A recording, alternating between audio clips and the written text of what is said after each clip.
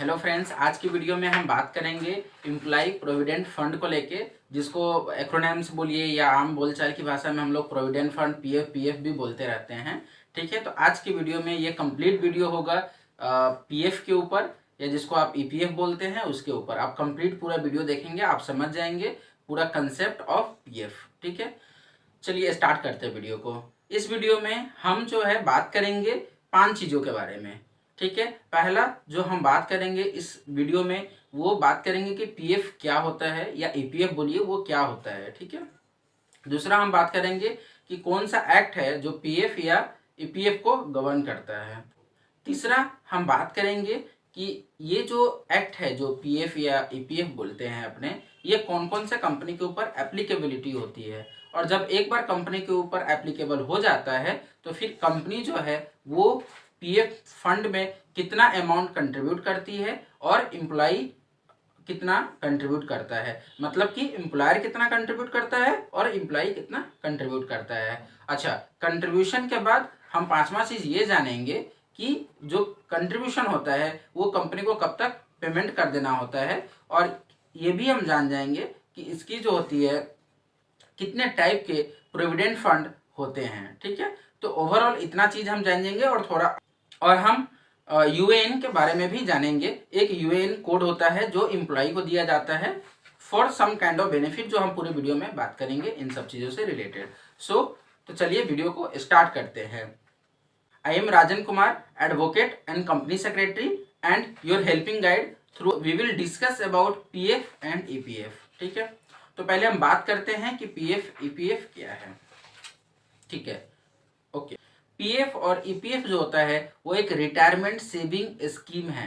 क्या है ये? एक रिटायरमेंट सेविंग स्कीम है, या इसको हम दूसरे भाषा में हम बोलते हैं कि आइडियल रिटायरमेंट फंड है। जो जब कोई पर्सन रिटायर करता है वो सोचता है कि पीएफ का जो पैसा है वो मेरा एक काइंड ऑफ मेरा डिपॉजिट बोलिए, जमा पूंजी बोलिए, जो भी बोलिए, एक मेरा एज ए रिटायरमेंट कुछ हमको मिलेगा। ठीक है, तो इसको हम पीएफ बोलते हैं। ठीक है, पीएफ जो होता है it also include some portion of pension fund.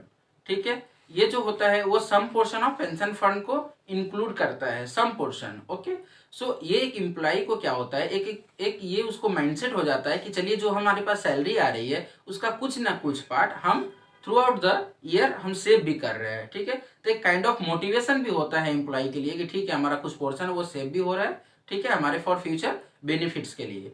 ठीक है, अब हम दूसरा बात करेंगे कि जो ये पीएफ और ईपीएफ है इसको कौन सा एक्ट गवर्न करता है। ठीक है, तो जो एक्ट है जो इसको गवर्न करता है वो है employ provident fund and miscellaneous provision act 1952।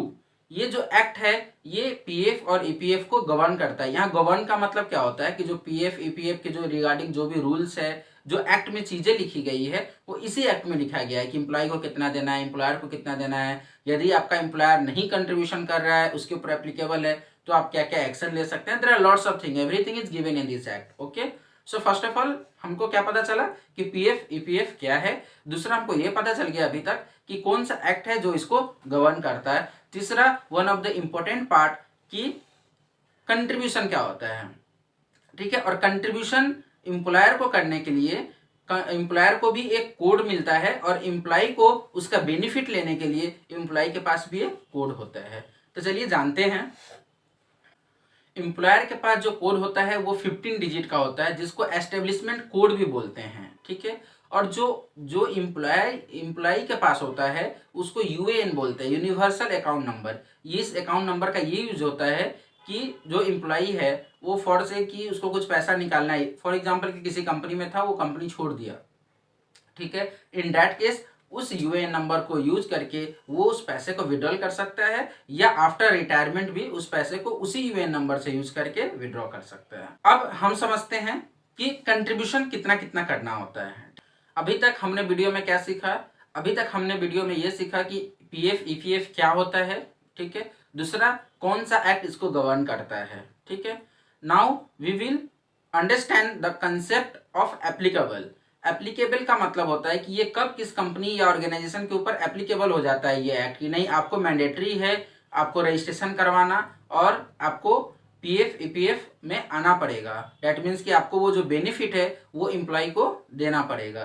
तो पीएफ ईपीएफ में रजिस्ट्रेशन कराने के लिए कम से कम उस ऑर्गेनाइजेशन में जो एम्प्लॉय है वो 20 से ज़्यादा होना चाहिए, और इतना हो जाता है। In that case it is mandatorily to register the company itself with the Employee Provident Fund and Miscellaneous Provisions Act 1952. Okay, so but in some scenario government can also enforce to you that you should also register। मतलब आपको government कभी भी कह सकती है enforce करके कि नहीं, आपको भले ही आपका इवन इफ आपका जो लिमिट है वो 20 से कम है बट आपको रजिस्ट्रेशन लेना है, इन डेट केस आपको करवाना पड़ेगा। और आप चाहते हैं स्वेच्छा से वॉलंटरली भी आप चाहते हैं कि नहीं रजिस्ट्रेशन कराना, तो आप करवा सकते हैं। ऐसा कुछ रिस्ट्रिक्शंस नहीं है वॉलंटरली बेसिस पे। Okay, now we will understand fourth thing कि ठीक है, अब रजिस्ट्रेशन हो गई। रजिस्ट्रेशन होने के बाद एम्प्लॉयर और एम्प्लॉय कैसे कितना कंट्रीब्यूट करेंगे, और कंट्रीब्यूशन के लिए उनको कौन सा नंबर है जो उनका रिक्वायरमेंट होता है। एम्प्लॉय को भी नंबर की रिक्वायरमेंट होती है और एम्प्लॉयर को भी एक नंबर का रिक्वायरमेंट होता है। ओके, नंबर का मतलब है कि एक कोड की रिक्वायरमेंट होती है। जो एम्प्लॉयर होते हैं उनको जो कोड की रिक्वायरमेंट होते हैं उसको बोलते हैं एस्टेब्लिशमेंट कोड, जो कि 15 डिजिट की होती है। और जो एम्प्लॉय होती हैं उनका जो नंबर उनको मिलता है उसको बोलते हैं यूएएन, यूनिवर्सल अकाउंट नंबर। क्या बोलते हैं? Universal account number. ओके, अब कितना कितना कंट्रीब्यूट करना है वो अपने जान जाते हैं।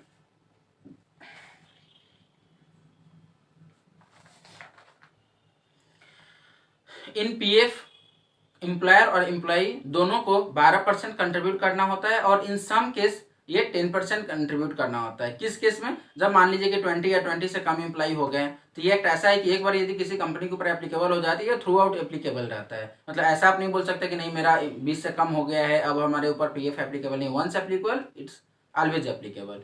इन दैट सिनेरियो 12% से कम भी हो सकता है, ठीक है, 10% के ऑलमोस्ट हो सकता है। नाउ ये जो आपको लगता है कि जो पीएफ में पैसा जमा हो रहा है ये सिर्फ पीएफ का है, नहीं, ये इसमें 3 पार्ट्स इंक्लूड्स होते हैं। पहला वेल्थ क्रिएशन। वेल्थ क्रिएशन किसको बोलते हैं? जो रिटायरमेंट के टाइम मिलते हैं। पहला पार्ट वो हो गया, ठीक है। ये एक स्कीम नहीं, इसलिए बोलते हैं 3 स्कीम है। पहला हमारा वेल्थ क्रिएशन हो गया। दूसरा जो इसमें हमारा हुआ एक काइंड ऑफ, हमने पहले भी बोला था, ये पेंशन स्कीम हो गया, एम्प्लॉय पेंशन स्कीम, जिसको ईपीएस भी बोलते हैं। और तीसरा और one of the important employ deposit linked insurance. So it consist of 3 things. Okay, 3 things. Now employ को भी 12% करना है और एम्प्लॉयर को भी 12% करना है। तो एम्प्लॉय और एम्प्लॉयर दोनों को 12% करना है। अब उसमें जो है, जो एम्प्लॉय का परसेंटेज है 12% वो फिक्स है, और जो एम्प्लॉयर का जो 12% है उसमें वो डिवाइडेड है। कैसे है वो मैं बताता हूँ। ईपीएफ में जो एम्प्लॉयर कंट्रीब्यूट करता है उसका जो वैल्यू जाता है 3.67% जाता है। ईपीएस में जो जाता है 8.33% जाता है, और ईडीएलआई में जो जाता है 0.5% जाता है, और एडमिनिस्ट्रेटिव बोल के भी उन लोग का होता है जिसमें 0.5% जाता है। तो इन दैट वे 12% दोनों का कंट्रीब्यूशन होता है। और ये जो कंट्रीब्यूशन होता है, ये जो अमाउंट होता है, ये लायबिलिटी होती है ऑर्गेनाइजेशन की या कंपनी की या एम्प्लॉयर की, बोल लीजिए, कि वो नेक्स्ट मंथ के 15 तारीख से पहले तक ये पेमेंट कर दे, ठीक है। अब हम ये समझते हैं, हमने एक कोड की बात की थी, यूएएन कोड की बात की थी, जिसका फुल फॉर्म होता है यूनिवर्सल अकाउंट नंबर। अब ये जो कोड है ना, ये एम्प्लॉय के लिए काफ़ी बेनिफिशियल होता है, काफ़ी उनको बेनिफिट होता है। कैसे? जैसे मान लीजिए कि कोई एम्प्लॉय है, ठीक है, और वो कंपनी छोड़ के चला गया, ठीक है, अब उसको काम नहीं करना है इस कंपनी में, तो कुछ ना कुछ पोर्शन जो है उसका जमा हुआ होगा। तो इन दैट केस वो उस कोड को लेकर के एम्प्लॉय चाहे तो वो पैसा अपना निकलवा सकती है उस वक्त इसी कोड की मदद से, या जब एम्प्लॉय रिटायर हो जाता है इन दैट केस ऑल्सो वो उस पैसे को निकाल सकती है, ठीक है, ठीक है। और यहाँ कुछ कुछ रिस्ट्रिक्शन है कि 90% तक अमाउंट आप कब तक निकाल सकते हैं, या आपके एकदम रिटायर होने वाले हैं, नियर टू रिटायर हैं तो आप पूरा अमाउंट निकाल सकते हैं, या 58 ईयर्स या 52 ईयर्स के हो गए हैं, इन दैट सिनेरियो कितना परसेंटेज निकाल सकते हैं। So these all are the basic things जो आप जब निकालने जाएंगे तो उस वक्त आपको पता चल जाएगा, ठीक है, जहां भी आप निकलवाएंगे, ठीक है। So in this video we have covered PF और ईपीएफ क्या होता है। दूसरा हमने ये जाना कि कौन सा एक्ट इसको गवर्न करता है। गवर्न का मतलब भी हमने बता दिया कि गवर्न का मतलब कौन सा एक्ट के अकॉर्डिंग सारा चीज़ें होती है पीएफ ईपीएफ को रिलेटेड। तीसरा हमने ये जाना कि कब कंपनी या ऑर्गेनाइजेशन को रजिस्ट्रेशन करवाना पड़ता है। चौथा हमने ये जाना कि चलिए वो रजिस्ट्रेशन तो करवा लिया, अब एम्प्लॉय को ये भी जानना होगा कि हम कितना दे रहे हैं और हमारा एम्प्लॉयर हमको कितना दे रहा है। कंट्रीब्यूशन की भी बात हो गई। पांचवा हमने ये बात किया कि जो कंट्रीब्यूशन है वो कब तक हमारी जमा हो जाती है। छठा हमने यूएएन के बेनिफिट्स के बारे में बात किया कि ठीक है यूएएन तो मिल गया, अब इसका यूज कैसे करें। ये इसका बहुत ही मतलब कि बेहतरीन यूज है जो आपको पैसा निकालने में यूज आता है। So all is the concept related with the PF और ईपीएफ। ठीक है, आपको समझ में आ गया होगा। और फिर भी कोई डाउट है या कोई कंफ्यूजन है या कुछ क्वेरी है तो आप प्लीज कमेंट कीजिए, हम लोग आपको रिप्लाई करेंगे। Will give you the solution with the mail through phone. So just comment if you have any query and just stay connected with this channel, so you will get every kind of like updates and knowledge related with corporate taxation and legal. So please subscribe the channel. Thank you so much.